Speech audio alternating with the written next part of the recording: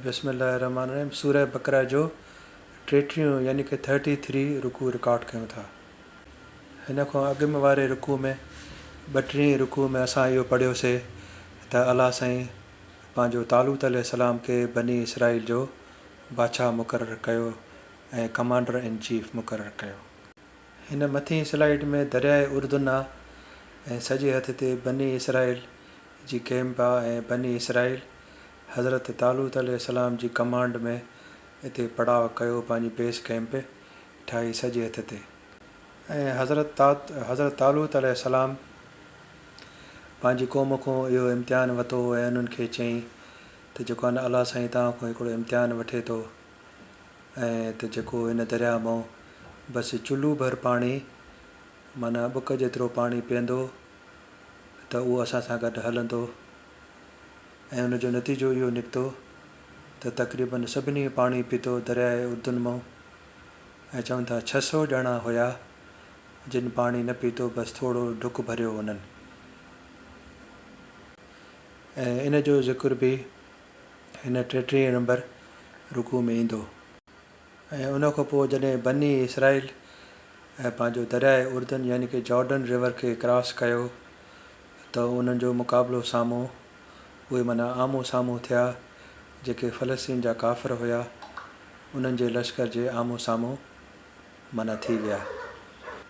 ऐं पोइ जॾहिं बनी इसराईल दरिया क्रॉस करे विया ऐं खॿे पासे अची विया ऐं उन्हनि जो सामिनो थियो काफ़िरनि जे लश्कर सां, त जॾहिं उन्हनि काफ़िरनि जो हेॾो वॾो लश्कर ॾिठो त पोइ उन्हनि इहा दुआ घुरी मशहूरु, जंहिंजो क़ुर में हिन रुकू में ज़िक्र आहे त अलाह साईं असांजा मदद कर, असांजा क़दम काफ़िरनि जे मुक़ाबले में माना मज़बूत कर।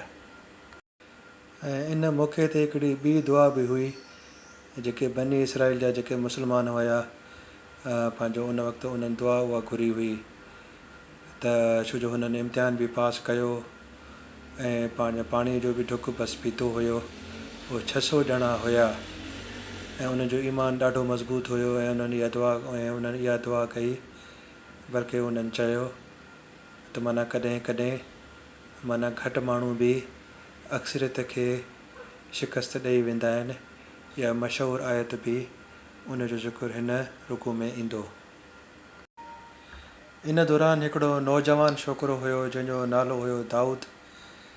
इहो पंहिंजो ॿकरियूं वग़ैरह चारींदो हुयो ऐं पंहिंजो ॿकरियुनि खे माना भेड़ियनि खां बचाइण जे लाइ उहो पंहिंजो उन वटि हिकिड़ो मफ़रल हूंदो हुओ ऐं पथर इस्तेमालु कंदो हुयो ऐं गुलेली वांगुरु फेराए उहो पंहिंजो हणंदो हुयो त भेड़िया वग़ैरह जबड़ा ॿाहिरि कढी छॾींदो हुयो। एॾो ज़बरदस्तु हुनजो निशानो हुयो त दाऊद अलैहिस्सलाम पाण खे ऑफर कयो ऐं उन पंहिंजो कमांडर इन चीफ जेको हज़रत तालूत अलैहिस्सलाम हो उनखे चयो त इहो जेको पहलवान आहे जालूत इन जे साम्हूं मां थींदुसि।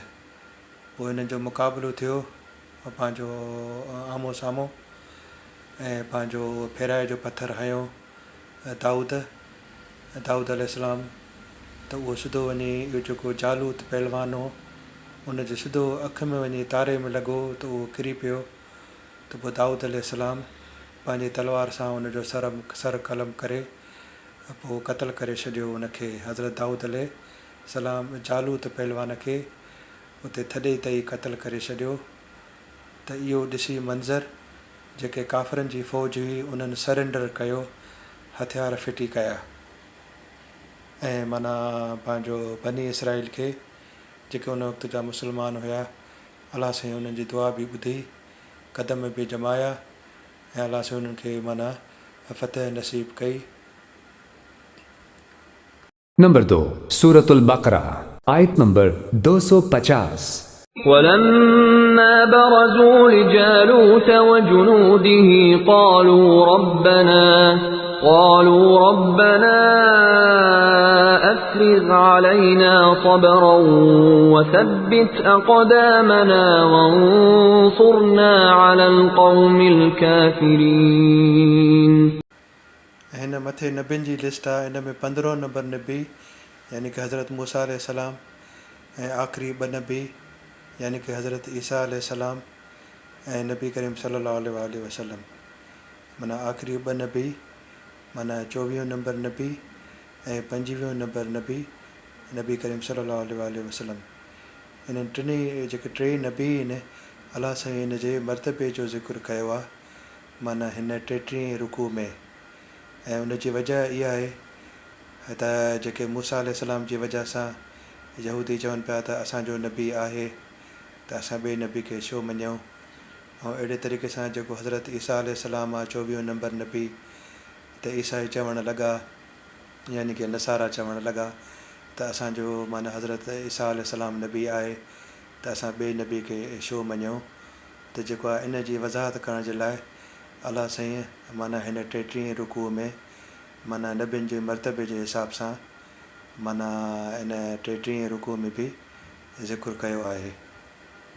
ऐं हिन मथे नबियुनि जी जेका लिस्ट आहे इन में तव्हां ॾिसो हज़रत मूसा अलैहिस्सलाम जेको 15 नंबर नबी आहे त हज़रत मूसा अलैहिस्सलाम वटि किताब हो तौरात त इहो तक़रीबन 1400 साल ताईं माना पोस्टिंग हुई माना 1400 साल ताईं तौरात हुयो माना इनफोर्स हुयो तो माना तौरात ते अमल थींदो हुयो हज़रत मूसा अलैहिस्सलाम खां वठी 1400 साल ताईं। उन खां पोइ हज़रत ईसा अलैहिस्सलाम अची वियो ऐं माना पोइ बाइबल अची वियो। माना हज़रत ईसा अलैहिस्सलाम खां पोइ यानी कि बाइबल वारो जेको दौरु आहे उहो 600 साल दौरु आहे हज़रत ईसा अलैहिस्सलाम जो माना जेका पोस्टिंग आहे उहा तक़रीबन 600 साल हली। हज़रत मूसा जी 1400 साल हली पोस्टिंग ऐं हज़रत ईसा अलैहिस्सलाम जी माना 600 साल पोस्टिंग हली। त उन खां पोइ नबी करीम सल्लल्लाहु अलैहि वसल्लम साईं जन जी बेइज़त थी जेका पोस्टिंग थी उहा माना हमेशह लाइ थी वई आख़िरत ताईं क़यामत ताईं माना पंहिंजो लखें साल करोड़े साल क़यामत अलाए कॾहिं ईंदी त करोड़नि सालनि ताईं नबी साईं जी पोस्टिंग थी वई। त इहो माना जेको मक़ाम आहे पंहिंजो नबी साईं जी फज़िलत उन जो बि ज़िक्र आहे हिन माना 33 रुकू में।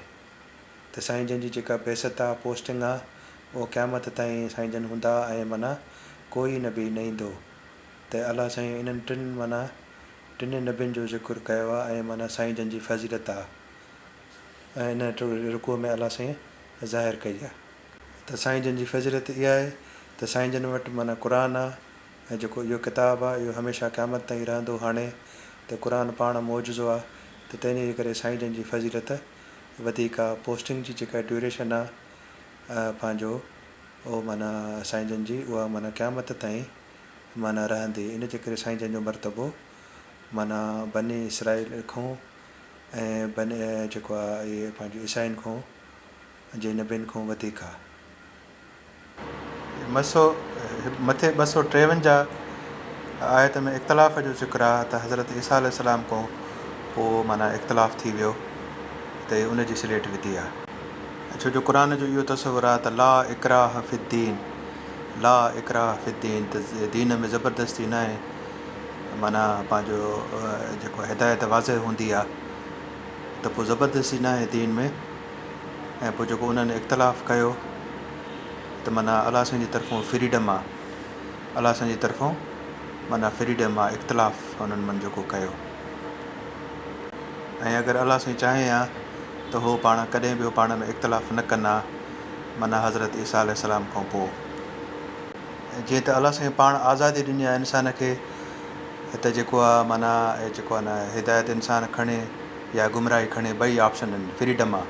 त ला इकराह फी दीन जो तसवुरु ॾिनो आहे क़ुरान त आज़ादी आहे ऐं अलाह साईं जी तरफ़ां ज़बरदस्ती न आहे त कोई माना दीन खे ज़बरदस्ती क़बूलु करे या हक़ खे ज़बरदस्ती क़बूलु करे अहिड़े क़िस्म जी का ज़बरदस्ती कोन्हे।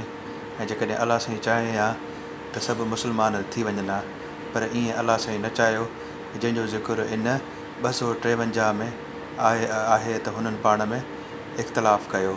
माना हर कंहिंखे आज़ादी आहे त कोई हक़ खे माना कोई मुस्लमान थिए या न थिए त हर कंहिंखे आज़ादी आहे ऐं असांजे दीन में ज़बरदस्ती कोन्हे। ऐं इहा ई वजह आहे त पोइ जेको आहे हज़रत ईसा अलैहिस्सलाम खे जेको हुननि माना सूली ते चाढ़ियो पंहिंजे हिसाब सां उन खां पोइ इख़्तिलाफ़ थी वियो माना ईसाई नसारा वधी विया दुनिया में। हे उन्हनि जा नक्शा मैप वग़ैरह असां विझूं था ऐं तक़रीबन 500 साल 550 साल माना ईसाईयत दुनिया में वधंदी वई।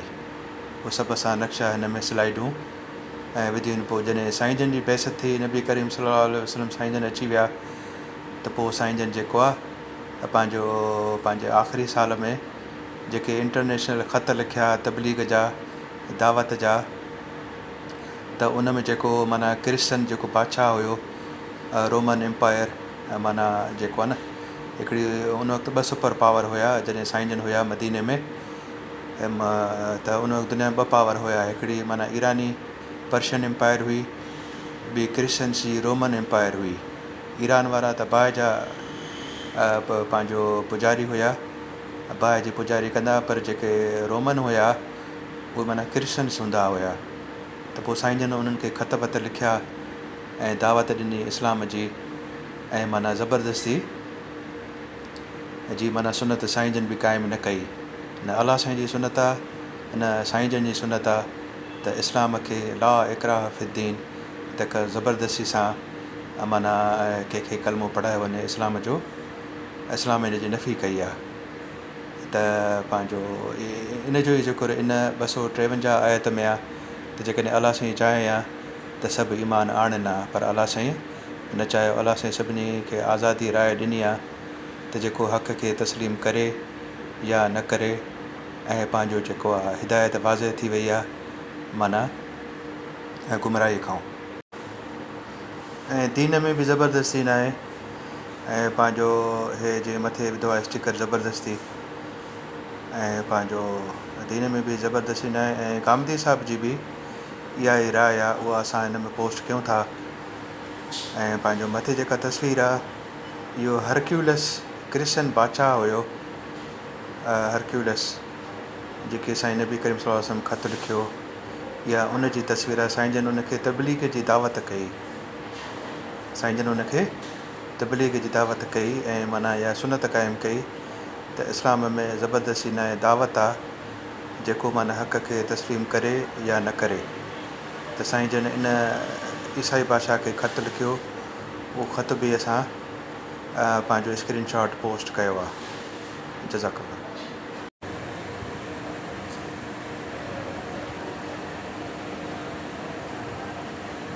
तो ये सारी बातें खत्म कर देता, यानी उसके हाथ में था, लेकिन ये उसने नहीं चाहा कि लोगों पर जबर करके वो लोगों को सही रास्ता बताए। उसने जो तरीका इख्तियार किया, वो तरीका ये इख्तियार किया कि बात वाज़े की जाए, क्योंकि इंसान को उसने इम्तहान के लिए यहाँ भेजा है। अपनी किताबों के ज़रिए से, अपनी पैगम्बरों के ज़रिए से हक़ वाज़े किया जाए। तो इरशाद फरमाया कि लोगों पर जबर करके चूँकि अल्लाह ने उनको नहीं रोका, इसका नतीजा ये निकला कि वलाकिन इख्तलफू, कि उन्होंने फिर इख्तलाफ किया। फमिनहुम मन आमन व मिनहुम मन कफर, और उनमें से कोई उन रसूलों पर ईमान लाया और किसी ने मानने से इनकार कर दिया। वलाउ शाअ अल्लाहु मक़ततलू वलाकिन्नल्लाह यफ़अलु मा युरीद, फरमाया कि पैगम्बर तुमको ना मानने की वजह भी यही है, और अगर अल्लाह चाहता तो वो हरगिज़ आपस में न लड़ते, मगर अल्लाह अपनी हिकमत के मुताबिक जो चाहे करता है। यानी उसकी हिकमत इसी को दुरुस्त समझती है कि लोगों को ये आज़ादी हासिल रहे और उनकी तालीम और तरबियत का एहतमाम किया जाए। वो कोई चीज़ उन पर ठूंसना नहीं चाहता। अब इस मकाम का सादा तर्जुमा सुन लीजिए। इरशाद फरमाया, ये अल्लाह की आयतें हैं जो हम तुम्हें हक के साथ सुना रहे हैं, और इसमें कोई शक नहीं कि तुम अल्लाह के रसूलों में से हो। बनी इसराइल भी इस बात को जानते हैं, लेकिन मानते इसलिए नहीं कि ये जो रसूल है, हमने इनमें से एक को दूसरे पर फजीलत दी, इस तरह कि इनमें से किसी से अल्लाह खुद हम कलाम हुआ और किसी के दर्जे उसने बाज़ दूसरी हैसियतों से बुलंद किए, और आखिर में मरियम के बेटे ईसा को नहायत वाज़ेह निशानियाँ दी और रूहुल कुदस से उसकी तायीद की। चुनांचे यही चीज़ इन रसूलों के मानने वालों में एक दूसरे को जुटलाने का बायस बन गई, और अगर अल्लाह चाहता तो नहायत वाज़ेह दलाइल सामने आ जाने के बाद ये उनके बाद वाले एक दूसरे से न लड़ते, लेकिन अल्लाह ने ये नहीं चाहा कि लोगों पर जबर करे, इसलिए उन्होंने इख्तिलाफ किया। सो उनमें से कोई इन रसूलों पर ईमान लाया और किसी ने मानने से इनकार कर दिया। तुमको न मानने की वजह भी यही है पैगम्बर, और अगर अल्लाह चाहता तो वह हरगिज़ आपस में लड़ते, मगर अल्लाह अपनी हिकमत के मुताबिक जो चाहे करता है। अक़ूलु क़ौली अऊज़ु बिल्लाहि मिनश शैतानिर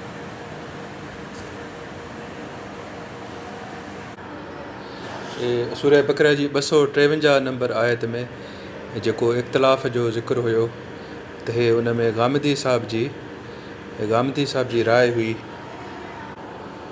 इन में जीअं असां मथे ज़िक्र कयोसीं त नबियुनि जी लिस्ट हुई, नबी सगुरनि जी लिस्ट हुई, त उहो 15 नंबर नबी जेको हज़रत मूसा अलैहिस्सलाम आहे, उन खां पोइ त 14 साल माना जेको आहे तौरेत आहे, तौरेत किताब उहो नाफ़िज़ हुयो। माना हज़रत मूसा अलैहिस्सलाम खां वठी 1400 साल ताईं तौरेत नाफ़िज़ हुयो, माना नाफ़िज़ुल अमल हुयो। ऐं पोइ उन खां पोइ वरी जॾहिं सेकेंड लास्ट नबी आयो, सेकेंड लास्ट जो मतिलबु आहे हज़रत ईसा अलैहिस्सलाम। हज़रत ईसा अलैहिस्सलाम जॾहिं आयो, माना जेको इंग्लिश कैलेंडर आहे BC, हज़रत ईसा अलैहिस्सलाम जॾहिं आयो त पोइ इख़्तिलाफ़ु शुरू थी वियो। बाक़ी 1400 साल ताईं हिकिड़ो ई मज़हब शरीयत हलंदी हज़रत मूसा अलैहिस्सलाम। 1400 साल ताईं हज़रत मूसा अलैहिस्सलाम जी शरीयत किताब तौरेत नाफ़िज़ हुयो। पोइ उन खां पोइ जॾहिं हज़रत ईसा अलैहिस्सलाम आयो त पोइ माना इख़्तिलाफ़ वग़ैरह माना शुरू थी विया। माना पहिरियों हिकिड़ो ई दीन हुयो, 1400 साल ताईं हज़रत मूसा अलैहिस्सलाम जी शरीयत हुई। पर हज़रत ईसा अलैहिस्सलाम जन जीअं आया त पोइ वरी जेको आहे पंहिंजो उनखे उन्हनि माना पंहिंजे हिसाब सां सूली ते चाढ़े छॾियो। उन खां पोइ बाद में क्रिश्चनिटी पैदा थी वई, इख़्तिलाफ़ थी वियो। ऐं जीअं त हज़रत ईसा अलैहिस्सलाम जी जेका इहा पैदाइश आहे, उहो इंग्लिश कैलेंडर जे हिसाब सां जेको आहे न पहिरियों साल 1 BC हज़रत ईसा अलैहिस्सलाम जी पैदाइश आहे। ऐं उन खां पोइ साईं जन जी पैदाइश जेका आहे, साईं नबी करीम सल्लल्लाहु अलैहि वसल्लम जी पैदाइश आहे 570 AD। ठीकु आहे, इन जो मतिलबु आहे हज़रत ईसा अलैहिस्सलाम ऐं साईं नबी करीम सल्लल्लाहु अलैहि वसल्लम जे विच में माना तक़रीबन 600 माना साईं जन खे जॾहिं नबूअत मिली, आख़िरी नबूअत, त तक़रीबन 600 साल जो गैप आहे। माना 1 BC खां वठी ऐं पंहिंजो साईं जन खे नबी करीम सल्लल्लाहु अलैहि वसल्लम जॾहिं पंहिंजो नबूअत मिली, 600 साल जो गैप आहे। त पोइ असां ॾिसूं था गूगल में त पहिरीं 1 BC खां वठी ऐं 600 AD ताईं कहिड़ा मज़हबी इख़्तिलाफ़ थिया या कहिड़ियूं जंगियूं थियूं, त जीअं असां हिन आयत खे 253 खे सही सम्झी सघूं। छो जो जॾहिं यहूदीन बज़ाहिर पंहिंजे हिसाब सां हज़रत ईसा अलैहिस्सलाम खे जॾहिं सूली ते माना चाढ़े छॾियो, पोइ उन खां पोइ जेको बाद में रिएक्शन थियो, रिएक्शन में माना क्रिश्चनिटी ईसाईयत जनम थी, उनजी रिएक्शन में त माना जेको इख़्तिलाफ़ थियो मेन माना बनी इसराइल में, ऐं पोइ बाद में नसारा ऐं क्रिश्चनिटी पैदा थी वई। इहो जेको इख़्तिलाफ़ आहे, वॾो इख़्तिलाफ़। बिस्मिल्लाह रहमान रहीम। 33 यानी कि डबल 3 33 रुकू रिकॉर्ड कयूं था। इन में मेन 5 टॉपिक आहिनि जेके बनी इसराइल जी जेका अक्सरियत हुई, यानी कि मेजॉरिटी, उन्हनि खां हिकिड़ो इम्तिहान वरितो वियो, उन में फेल थी विया। उन इम्तिहान जो ज़िक्र ईंदो। ऐं जेका फ़तह हूंदी आहे, फ़तह माना विक्ट्री, उनजो माना जेको आहे न इहो नंबर्स सां तालुक़ु कोन्हे त माना घणा हूंदा त माण्हू खटे वेंदो जंग, उन सां वास्तो न आहे, हिन जो ज़िक्र ईंदो। ऐं पोइ जेके बनी इसराइल में माना अलाह वारा हुया, बिलीवर्स हुया, ऐं उन्हनि पंहिंजो फ़तह लाइ दुआ घुरी, उनजो ज़िक्र ईंदो हिन रुकू में। ऐं अलाह साईं माना पंहिंजो तस्दीक कई नबी करीम सल्लल्लाहु अलैहि वसल्लम जी पंहिंजो नबूअत जी, उनजो हिन में ज़िक्र ईंदो।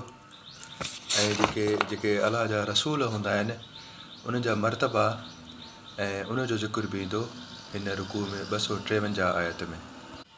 हाणे इन्हनि आयतुनि जी इंशा अल्लाह असां तरतीब पढ़ूं था सिंधीअ में। त पोइ जॾहिं तालूत फ़ौजियूं वठी हलियो त हुन चयो, अलाह तव्हां खां हिकु नदीअ ज़रिए आज़माइण वारो आहे। नदी माना दरिया उर्दुन। पोइ जंहिं उनजो पाणी पीतो उहो मुंहिंजो साथी न आहे, ऐं जंहिं उनखे न चखियो उहो मुंहिंजो साथी आहे, पर सवाइ उन जे जंहिं पंहिंजे हथ सां हिकु लप भरे वरितो ऐं उन्हनि मां उन्हनि मां सभिनी पाणी जो ड्रॉ करे पीतो सवाइ चंद माण्हुनि जे। तो तक़रीबन उहो पंहिंजो कमेंट्स में आयो त 600 ॼणनि पाणी न पीतो ड्रॉ करे, बाक़ी सभिनी पाणी ड्रॉ करे पीतो। दरिया उर्दुन जो घणो करे ज़िक्र आहे। ऐं पोइ पंहिंजो माना तालूत कमांडर इन चीफ हुयो, बादशाह हुयो बनी इसराइल जो। तालूत जेको आर्मी चीफ हुयो, यानी कि कमांडर इन चीफ हुयो। हे तालूत नबी न हुयो, पर कमांडर इन चीफ हुयो बनी इसराइल जो। उनजो ज़िक्र आहे हाणे, जेको हाणे अॻु में बि आयो। ऐं पोइ जॾहिं तालूत ऐं जेके उन सां गॾु ईमान ते क़ाइमु रहिया हुया दरिया पार करे चुका, त उन्हनि माण्हुनि चयो त अॼु असां में जालूत ऐं उन जे फ़ौजनि सां विढ़ण जी ताक़त न आहे। त जॾहिं हे तालूत वारो जो लश्कर वियो पंहिंजो दरिया क्रॉस करे, त जॾहिं हुननि काफ़रनि जो लश्कर ॾिठो त उन्हनि में हिकिड़ो वॾो पहलवान हुयो डिघे क़द जो, जंहिंजो नालो हुयो जालूत। त उहो ॾिसी हे माना यानी कि उहो जेको जालूत पहलवान हो, उनखे ऐं हिन काफ़रनि जे लश्कर खे जॾहिं हिननि साम्हूं ॾिठो त बिल्कुलु हिननि चयो त माना असांखे ॼण विढ़ण जी ताक़त ई कोन्हे, सफ़ा ढिला थी विया। पर पोइ उन्हनि में जेके अलाह वारा हुया ऐं जिन खे ख़बर हुई त उनखे हिकिड़े ॾींहुं अलाह सां मुलाक़ात करणी आहे, त पंहिंजो उन्हनि चयो त केतिरियूं ई नंढियूं जमातूं अलाह जे हुकुम सां वॾनि जमातुनि ते ग़ालिब आयूं आहिनि ऐं अलाह साईं सब्र करण वारनि सां गॾु आहे।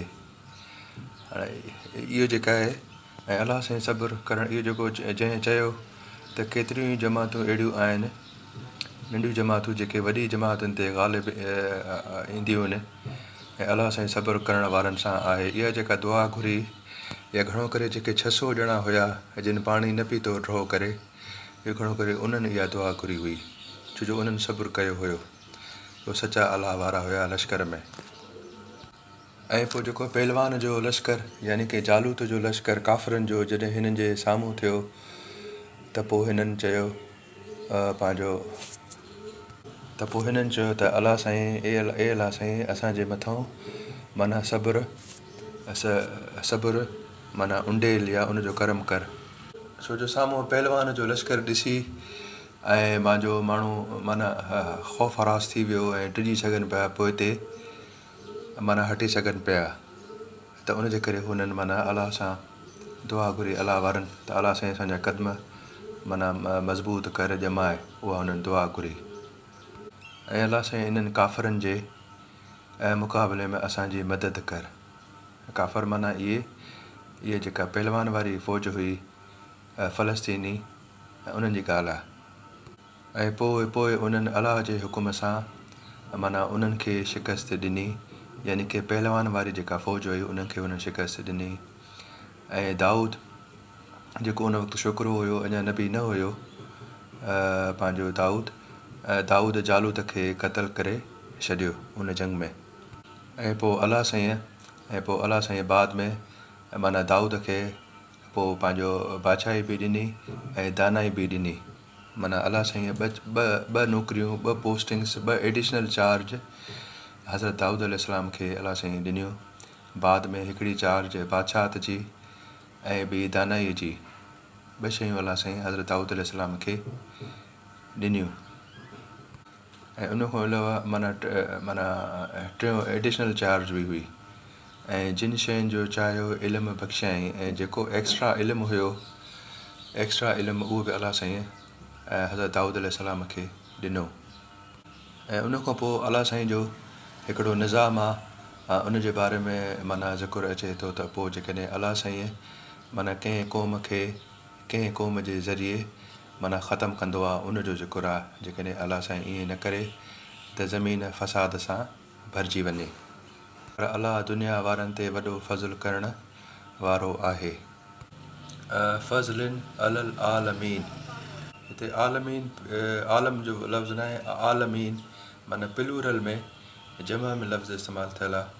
आलमीन त अलाह साईं आलमीन ते यानी कि दुनिया वारनि ते फज़ल करण वारो आहे. फज़ल जो मतिलबु हूंदो आहे एक्स्ट्रा माना वधीक ॾियणु.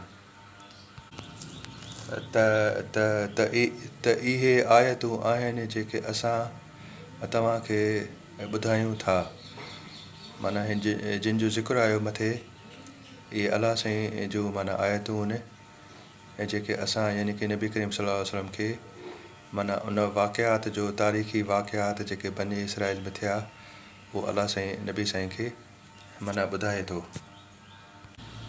माना 2000 साल पुराणी जेको तारीख़ी वाक़ियो हुयो बनी इसराइल जो, तक़रीबन 2000 साल पुराणो, उहो अलाह साईं नबी साईं जन खे सल्लल्लाहु अलैहि वसल्लम खे साईं ॿुधायो आहे. इहो जेको जंग जो वाक़ियो थियो तालूत जो माना उहा ॻाल्हि थी हले. ऐं पोइ अलाह साईं फरमायो त इहे अलाह जूं आयतूं आहिनि जेके असां तव्हांखे ॿुधायूं था. ठीकु ऐं बेशक तव्हां पैगंबरनि मां आहियो, यानी कि नबी करीम सल्लल्लाहु अलैहि वसल्लम अलाह साईं तस्दीक थो करे त बेशक तव्हां रसूलनि मां आहियो. व इन्नक लमिनल मुरसलीन, माना बेशक तव्हां रसूलनि मां आहियो.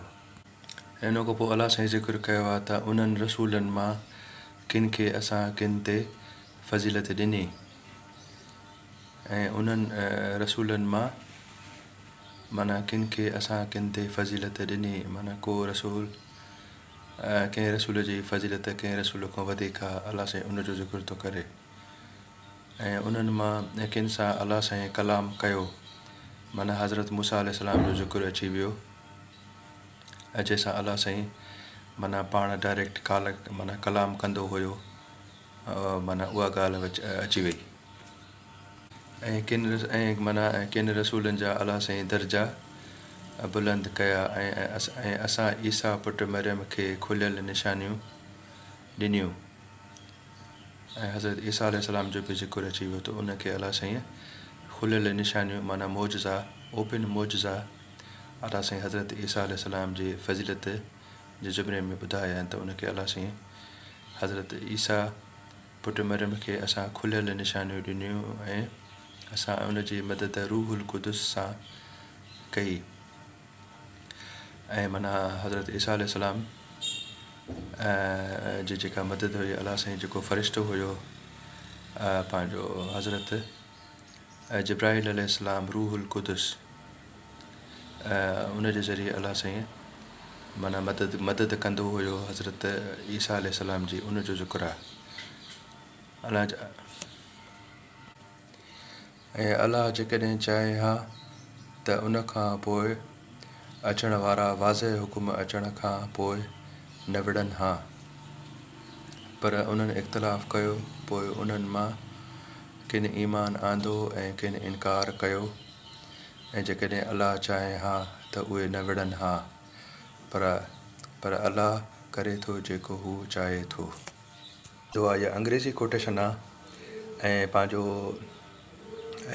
इन तरफ़ माना क़ुर बि रहनुमाई कई आहे त माना जॾहिं बि इंसान खे कंहिंखे ताक़त अची वेंदी आहे, पावर अची वेंदी आहे कंहिं माण्हूअ खे या मुल्क खे, त उहो माना ताक़त जे नशे में माना ज़ालिम थी वेंदो आहे ऐं मज़लूम ते ज़ुल्म कंदो आहे. इहा दुनिया जी तारीख़ रही आहे. त पोइ अहिड़नि हालात में पोइ अलाह साईं वरी जेके मग़लूब हूंदा आहिनि, माना ॾुतड़ियल, उहे टेकोर करे वेंदा आहिनि. अलाह साईं उन्हनि खे पावर ॾींदो आहे, ऐं उहे पोइ साहिब इक़्तिदार में जेके हूंदा आहिनि ज़ालिम, उनजे ख़िलाफ़ु उथी खड़ा थींदा आहिनि. ऐं पोइ जंहिंजो अलाह साईं हिन रुकू में जे आख़िर में अलाह साईं विज़डम ज़ाहिर कयो आहे त जेकॾहिं अलाह साईं ईअं न करे त पोइ दुनिया में, सॼी दुनिया में फ़साद माना थी वञे. ऐं पंहिंजो इन जो असांखे दुनिया जी तारीख़ में बि मिलनि था इशारा, त दुनिया में बि हमेशह ईअं थियो आहे त जेके बि मग़लूब हूंदा आहिनि, मग़लूब या मज़लूम क़ौमूं हूंदियूं आहिनि, ऐं पोइ उहे उथंदियूं आहिनि ऐं उहे दुनिया में उथियूं आहिनि. ऐं पोइ उन्हनि पंहिंजो जेको ज़ालिम हुकुमरान जे ख़िलाफ़ु, ऐं पोइ पंहिंजो ज़ालिम हुकुमरान जे ख़िलाफ़ु उन्हनि टेक ओवर कयो, ऐं पोइ ज़ालिम ख़तमु थी वियो ऐं दुनिया में अमन थी वेंदो आहे. इहो अलाह जो क़ानून आहे. माना जेको माना ऑटोमेटिकली दुनिया में हलंदो रहंदो आहे, न त दुनिया में फ़साद थी वञे। इन जो ज़िक्र बि हिन 33 रुकू में अलाह साईं कयो आहे। जेको अलाह साईं दफ़ा कंदो आहे माना ज़ालिम खे कमज़ोर क़ौम जे ज़रिए, इन जो रेफरेंस 251 आयत में आहे, सूरह बकरा जी 251 आयत में आहे, जंहिंमें जेको आहे हज़रत तालूत ऐं जालूत खे उते क़तल करे छॾियो हुयो। हे माना उहो वाक़ियो आहे 251 में, त जेके बनी इसराइल हुया मग़लूब हुया, ऐं जेके उन वक़्तु जेके फ़लस्तीन हुया उहे ज़ालिम हुया, त अलाह साईं जेको आहे न ज़ालिम खे दफ़ा कयो जेके मग़लूब आहे उन्हनि जे ज़रिए। त 251 में इहो ज़िक्र आहे माना त हज़रत दाऊद जालूत खे माना क़तल करे छॾियो हुयो।